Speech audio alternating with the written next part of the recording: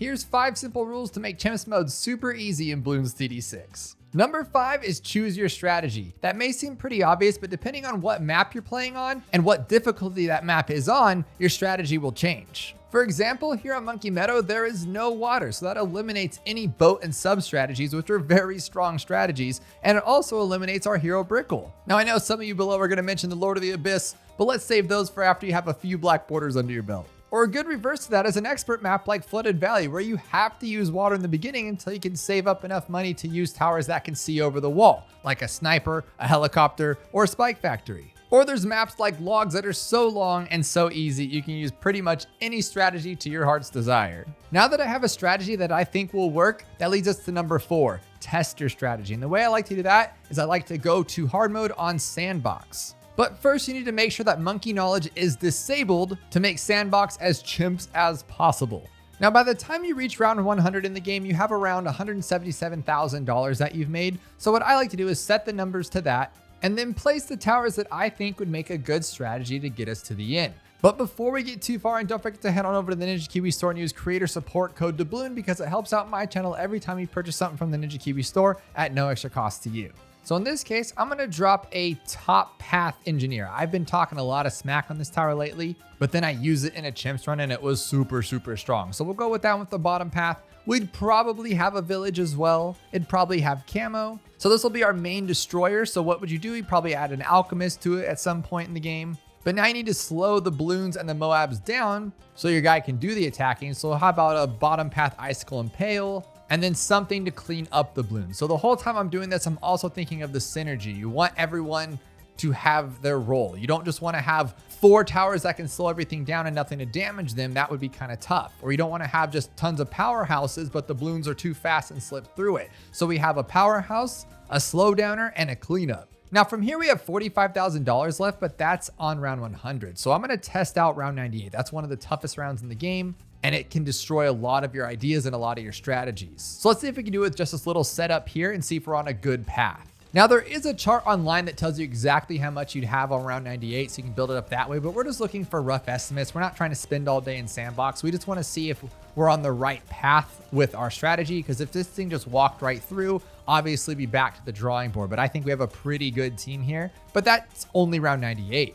Can it take down 99? And yes, of course it can, because it has the bottom path ice, which is just a bruiser. But you know what that bottom path ice cannot do?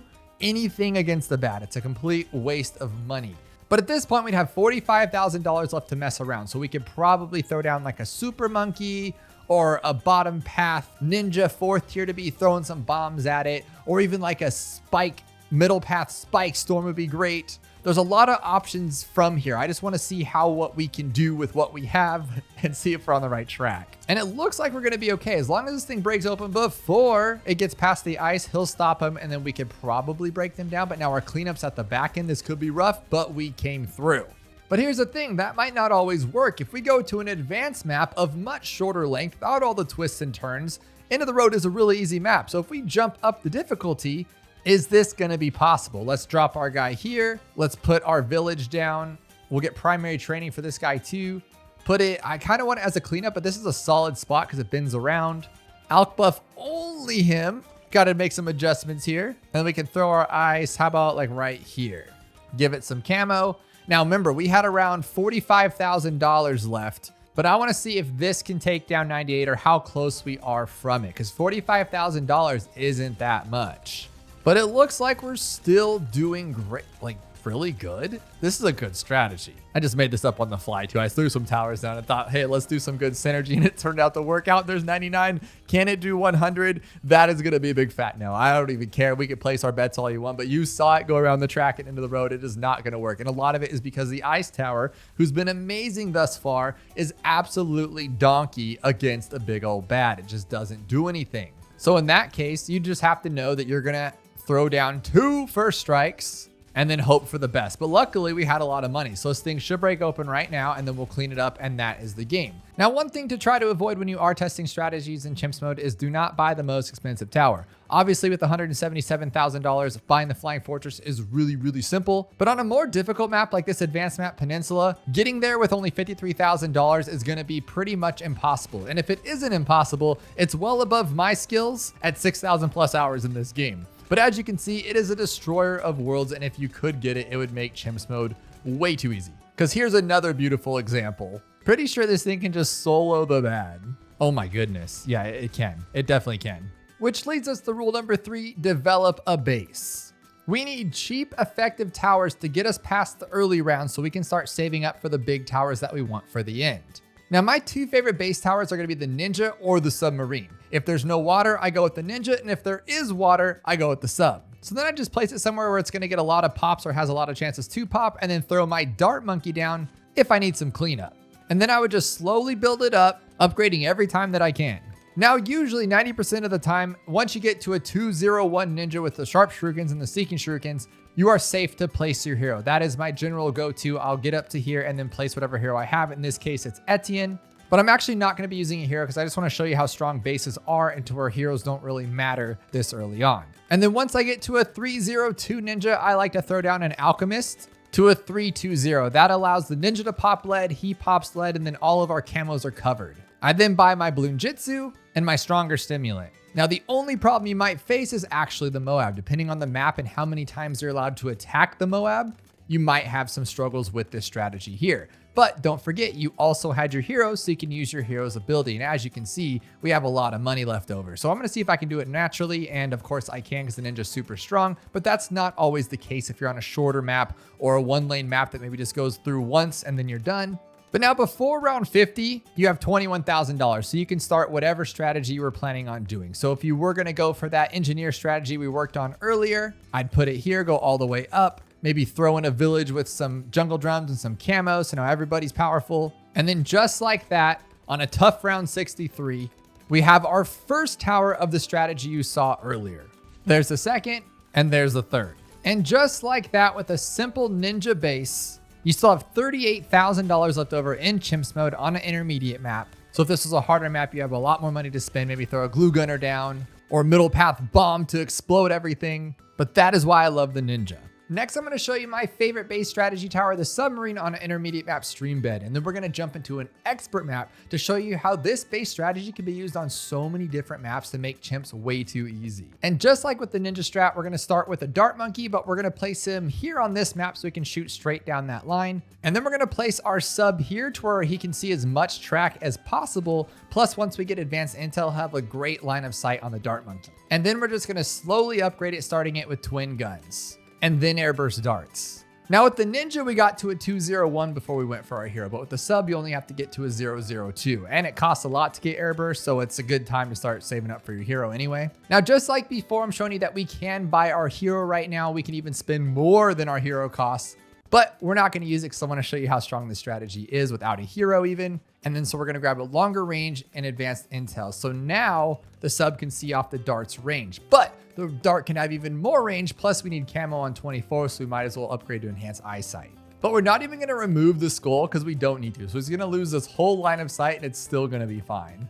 Now, just like with the Ninja, we're going to be upgrading to our 3rd tier on our Sub before we save up for the Alchemist. Because both the Sub and the Ninja cannot pop lead on their own, they have to be alchemisted. But the problem I have with the Alchemist on the Sub is that he doesn't always get his acidic mixture dip there in time, and then we don't pop all the lead. So in this case, I'm gonna have him be able to hit this track and this track so he can help pop if he needs to. And we're gonna get larger potions and acidic mixture dip. Because you'll see he won't pop them. He just sits there and pretends to pop them. And then eventually the Alchemist lets him do his job. So then it's nice to have him here to pop the leads in case the Sub can't. And then we'll grab our Berserker Brew on him, Stronger Acid, and Perishing Potions. Now, one of my favorite things about using this strategy with the Subs is that you don't have to go all the way to the 4th tier on both of them. It makes it easier, but then you have to spend over $6,000 to do so. So we can save a chunk of money and still be really powerful with what we have here. As you can see, we still have $8,400 saved up. I think we can take this down.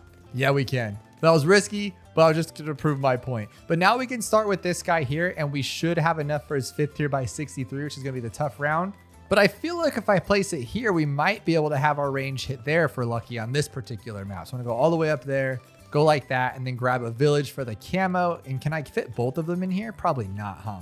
That'd be cool. But we'll go camo and then bigger radius, jungle drums. And he's not in range, unfortunately. But now this should be able to go all the way to the 5th tier. Now, for those of you wondering why I didn't go with the middle path, which has the longer range, I just like this one better because it keeps them tighter. The longer range one like spits them out over here, and it just seems a little silly sometimes. But as soon as this thing breaks open, we're going to have enough for the Century Champion. And then I feel like this is going to just get way too easy. So we'll just chop that up like that. Now, just like before, I have my 3 bruisers here. This guy's not doing much, of course, because it's against the bad. We should be fine with this. And it looks like we'll take it out because as soon as those DDTs come back around, he should be able to like swat them down just like that. Yeah, this should be pretty simple. We don't have any abilities though. I feel so weird. Usually I at least have like 1 hero ability or something. So this is kind of funny, but we're taking him out and we did it. $45,000 left over. But I have to show you how to do it on an expert map because you're going to love it. Now, if you've ever played this map before, you probably know that the best start or the easiest start is a sub and a dart. So it already helps out our case. You place him somewhere like right here, I guess. And then he's going to do some funny business to pop a red that looks like it's going to go through. So we're going to hit this one and he'll go bloop and then hit it last second. It's really cool stuff. But now I'm going to show you examples of why we have to tweak strategies. So for now, for this one, we need another dart monkey. I'm going to put him on strong because he's not going to be able to make it with just these 2. This track is too straight with not that many points of contact like we had on stream bed. Now, depending on what map you're on, you might have to have 3 dart monkeys. You might have to have a sniper early on. You might have to have another sub to get you through 1 round or 2. It just, as you get up to these harder maps, you're going to have to place more towers down the beginning. I like to keep as least amount of clutter as possible, which is what we're trying to do here. And then we try to just upgrade as normal once we can. So there's our twin guns and there's our airburst darts. And then again, you can place your hero right now, but we're not going to because I like to make my life harder than it needs to be. And I want to show you just how strong this is if you haven't been convinced yet. So we're going to grab the advanced intel and then we are going to grab our camo. And now we have this guy popping all the way up here, here, and here. So that's why this tower is so strong. Grab your triple guns like normal. Here's where a little bit of shenanigans come in. So you know how the alchemist doesn't do his job that well and then we don't pop the leads. It's awful. Well, in this map, we don't have that much time. Once he starts hitting them right here, they like fall into the track. So what we're gonna do, this is what I like to do in these situations. You just simply drop a sniper, put him on strong, put full metal jacket, leads covered. Don't ever have to worry about it again these earlier rounds. Because of course we're still gonna get our alchemist, but we're gonna put him out of range of the dart because I don't want him there. So on this map, we're only able to save up around $18,000 before things start to get a little too sticky. So instead of shooting straight for the Century Champion, just not going to be possible with this little setup, especially with no hero, I'm going to throw in a glue gunner. I like to do this anyway, but here's one of those tweaks I was talking about because I'm not going to have enough to get the ice monkey to 32,000 right now. So it's good to have something that'll slow them up so we can attack them as quickly as we want to. But wait, there's more. We're going to have problems. We still can't get to that 34,000. This is just a harder map. That's what happens when you start playing on expert. So we're going to buy this guy. But wait, there's more. Now that we bought all this stuff, there's no chance that we're going to get through round 63. So we might as well place our ice now, like maybe right there, all the way down to here. So now we have everything that we're going to have, but they're all in their little baby forms until we can get to one of them being the good guy, hopefully this one. Now, as we're approaching this 5th tier, I do want to make a statement letting you know that if you had a hero, this would be probably a little different. You might not have to buy all these towers, but they're doing just fine, so it's not a big deal.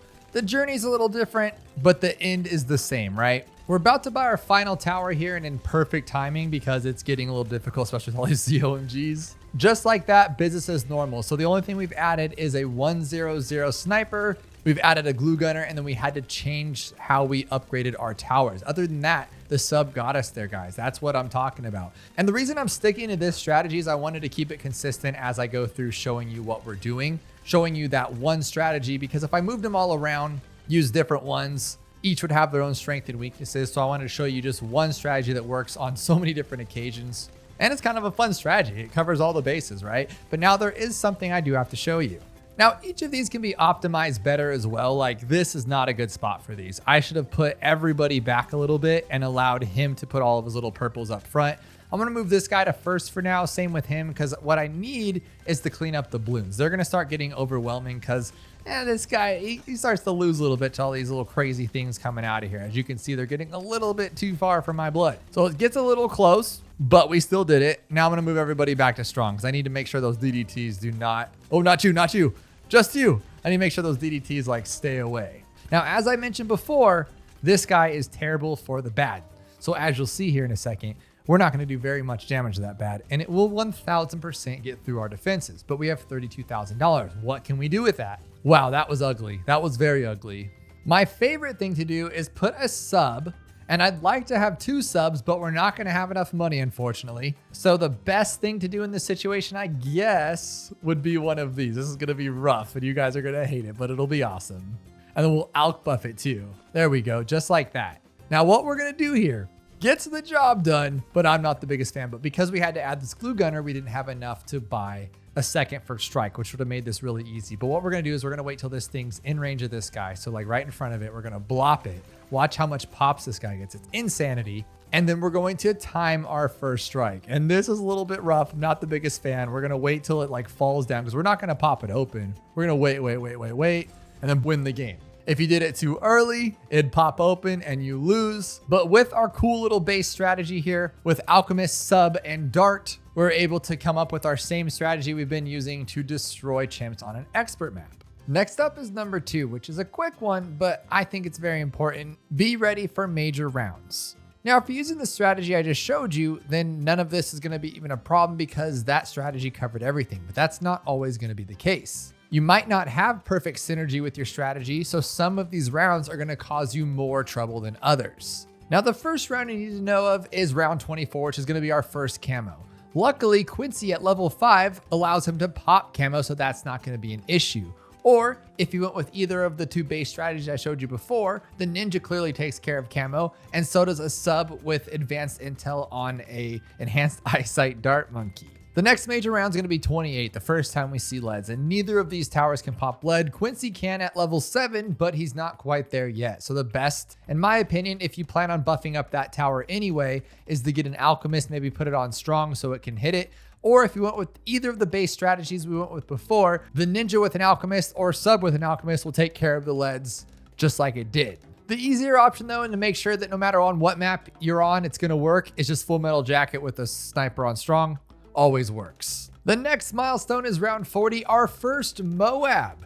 And a lot of the times on these easier beginner maps, you can take it out simply. I mean, this should take it out, but I don't think we can clean it up. As you can see, it goes around so many times that we have enough time to hit it, but can we take them all out? Probably not. But in most cases, you wouldn't keep $10,000 laying around. So like always, just buff it up with an alchemist. And now this thing will get shredded instantly. It's pretty awesome. Now, you probably thought the next one I was going to mention is the first BFB, but that's not that big of a deal. It's round 59. There's a ton of camo leads on 59. If you don't have the proper setup, then it will walk right past you. Luckily, in this case, we have a camoed alk, so it'll pop all of them eventually. He can acidic mixture dip this, but as you can see, it still sometimes misses for a little bit until it finally gets it. And then Quincy's every 3rd arrow can pop lead. It's not the most efficient, but it can get through on this map. Next is 63. It's 3 rushes of crazy grouped ceramics as you see here, and we're not going to pass this. But we have $40,000, so I wouldn't expect us to pass this. But you could always Quincy arrow one of them, but what are you going to do for the next 2? But by this point, you usually have a 5th tier, and in this case, it should take it out pretty quickly. And even if it doesn't, it'll hit it again. And that went around 3 times. That would not work on a straightaway faster map. So what I like to do is throw in one of these guys right here and then watch this thing just go only to this little corner here. It'll be done on this 3rd rush. Plus we still have $12,000. Here it is. Boom. That thing just stopped it all. This is the tower you want for round 63 if you don't have your 5th tier up and running just yet. Next is round 76. This recursive cluster does help a lot with the crazy ceramic regos we're about to see. But another reason I like bringing along Quincy or maybe Sauda or even Etienne, you can easily just hit your second ability and then they all go away. It's a beautiful thing to see. Same thing on 78. There's going to be a huge rush. We can probably take it with these towers here, but you can always just use Quincy's ability to knock it out, or Sauda's ability, or Etienne's ability. And then what's even better is by the time it regenerates the ability, there's the other rush and you can take it out again and you'll be just fine. Of course, we gotta throw in the ZOMG. It's not the hardest thing to pop. By the time you get to around 80, you probably have a good defense going, but it's just worth noting that it is there. It's a big old balloon. Now the next problem is about to be around 90. If the Alchemist throws his acidic mixture dip on the attack, fine, easy. It goes right through it. There's only 3 of them. But if it doesn't, which it usually doesn't, we just walk right through the defense and we just lose. And that's all there is to it, because I don't think this thing can hit black balloons. So you just sit there and lose to 3 DDTs. So you can either A, spend $8,100 on a Monkey Intelligence Bureau, or B, grab this guy and then he'll just make them available to hit by everybody else. It's that simple. But it's not the best on a straight track. On this little circle track, sure, it's great. It's beautiful. But I like to do this when I'm using attack strategy, is buy both, because I need to get primary training anyway because it makes this thing even better. 95 is the next one to mention. You have tons of DDTs. But with this particular strategy that we're using, the attack is good enough and fast enough along with these 2 buddies and the glue slowing it down that it will never be a problem. But as you can see, some are still slipping through. So if this map was shorter, you might want something like a super glue to slow it down even more so you have more time to hit it on less of a track. Or like we use the ice tower. 97's an honorable mention. It's not always something that's gonna be a problem, but when it is, it's a big problem. And usually it's because you don't have enough power towers. You have too many slowdowns, too many freezes, and they just get too far down the track. Now 98 is my least favorite round in Bloons TD6. There are so many fortified Moab class in here that it just gets too overwhelming. Now, if we get through this, it'll be a miracle. Even on Monkey Meadow, I don't think we have enough to get through all these super ceramics flying out of here. I mean, we can maybe get lucky with our abilities and use those and try to get through what we can, but it's eventually gonna overwhelm us. So one easy way to take care of it is to get rid of the fortifieds completely. Throw a 024 and now guess what? No more fortifieds. But if you've been paying attention, we're using kind of that same synergy that we were before. We have something to slow the balloons down, something to attack them. And in this case, we switched out our cleanup for something that takes away their power in the beginning so we don't have to clean up as much. But as you can see, destroying it. It's only making it around that first bend. 99 can be a problem because fortified DDTs are awful if you don't have the proper work for it, but we have our attack here. And then of course we have to mention around 100. With $63,000 left, I'd be surprised if we make it through this with what we have here. And since this is a really long map, this will be just fine, but that's not always gonna be the case. So just like how we threw down a first strike before on land, I like to throw down one of these and then pop it, I think 4 or 5 times.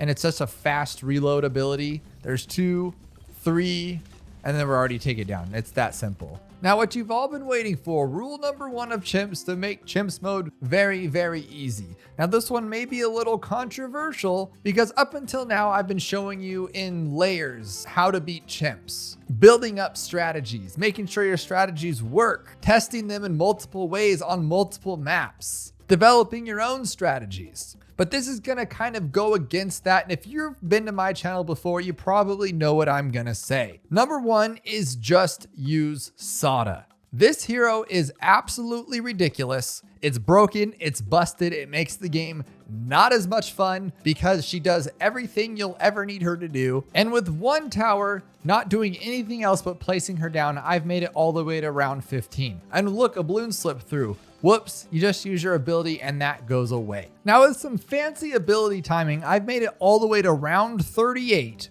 with almost $13,000 with 1 tower or 1 hero. Now you're not going to be doing this, but what does this mean? That you can pretty much buy anything that you want and make this ridiculously easy on so many maps. So what I like to do is once Sauda does most of the heavy lifting through the first several rounds, you grab a druid.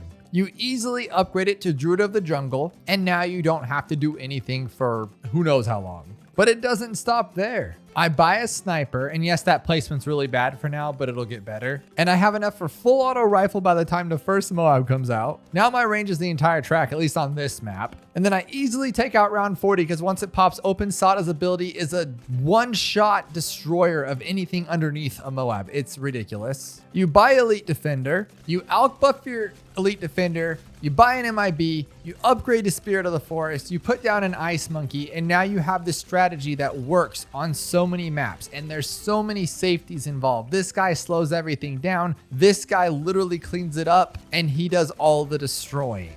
But even on 98, when things are looking a little scary, which they might be, doesn't matter. You're still going to be using a first strike at the end. So you might as well just get it now. Grab another one because we're just going to double up on this thing. And now you're attacking two different things. So you're doing more damage than you were before. 99 is going to be simple because you're slowing everything down. And then the big old bad comes, just hit it twice. That's all you got to do. Hit it twice. And then we'll tear it down with the sniper. As soon as it pops open, we'll have the ice take it out. And just like that, you took it down on an advanced map. Oh, you want to see it again on another advanced map with $35,000 left on round 100? This time, did have to use a glue though, but you should probably use a glue anyway, to be completely honest. And then we're just going to get 2 of these during the round. Like we're that lazy, you know? And then blast.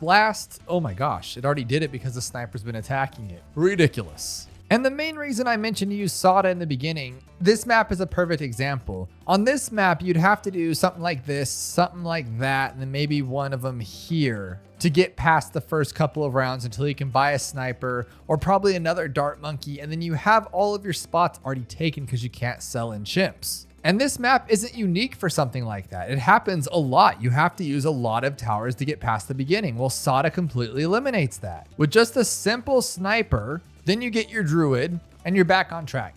And just like that, we're on round 100 of a very frustrating, infuriating map in my opinion. I've used a lot of bad words against this map, but with this strategy, it's just brokenly silly. It really is. You just double first strike again. The sniper is going to take it out. The ice monkey and the glue will slow it down. And yes, we're right on the cusp of having no money left, but we have enough because this strategy works so many times. Now, it goes without saying that this is a very strong strategy, but it's not a strategy that works for everything. Obviously, if there's multiple lanes, absolutely no good. Completely useless. If there's no place to put the Wonder Girl Sauda, also useless. And even on this map where you think you might be able to pull it off, she makes you think she's going to get through the first round and the second round, and then she doesn't. And who's to say you can't use it? You just have to vary it a little bit. We started with our 2 dart monkeys and our sub, turned it into the strategy we're used to. And I like it. I like it a lot. I'm going to try to use Sauda's abilities because I don't think we have enough time here to knock everything out that we need to. So it's going to be a little bit of a difficult one. Just got to hope that we do enough damage to it here and then attack it. Yeah, okay, we still did it on an expert map, so it can be done. But the reason I'm showing you on an expert map and multiple advanced maps is just to show you how strong it can be. But it's also just a very, very easy strategy for all of the beginner maps, all of the intermediate maps. As you see here, I don't even have the ice tower. We're not going to need the ice tower. This map is long enough that you don't need to slow them down with nothing other than a glue gunner. It's that simple, which leaves you so much money to practice other strategies. So it's kind of like taking it back to building a base. This is a base that beats the entire game. So it allows you to kind of live freely and try what you want. At this point, you're like, I have 75,000. I want to find out what takes down a bat on round 100. You can try a lot of different options. And you can use this, like I said, on all the beginners, all the intermediates, tons of the advanced, most of the advanced, and even some experts. You ever wanted to use Carpet of Spikes? Well, now you can. It's that simple. I hope you guys enjoyed. Those are the 5 rules to take down chimps easily, learn how to beat chimps, destroy chimps, make chimps fun, and just beat Bloons TD6. And if you haven't yet, check out this video where we attempt to do the 2 mega pops challenge. That's where you get 2 million pops with just 1 tower in chimps mode with every single tower in the game. Can we do it? You gotta check this out.